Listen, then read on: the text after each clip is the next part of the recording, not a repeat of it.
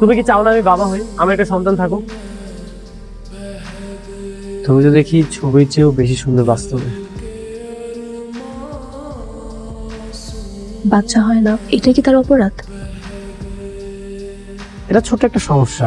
তোমাকে ওখানে বসতে বলিনি। আপনি সব নষ্টের করা।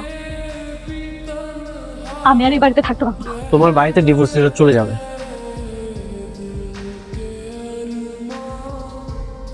আমাদের নতুন ভাবি দেখ। হ্যাঁ, তোদের নতুন ভাবি জিনু। আল্লাহ যে কবে সুখবরটা দিবে।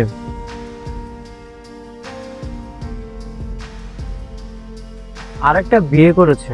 বেশ বন্ডিত হয়ে গেছে না? দেখেছো ওর হাজবেন্ডটা কেমন?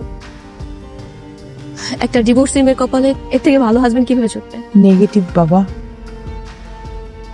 সুখবরটা কবে পাচ্ছেন? আমার মনে হয় আপনার মতন পরিস্থিতি হবে। 100টা মেয়ের সাথে বিয়ে দিলেও ও কখনো বাবা হতে পারবে না।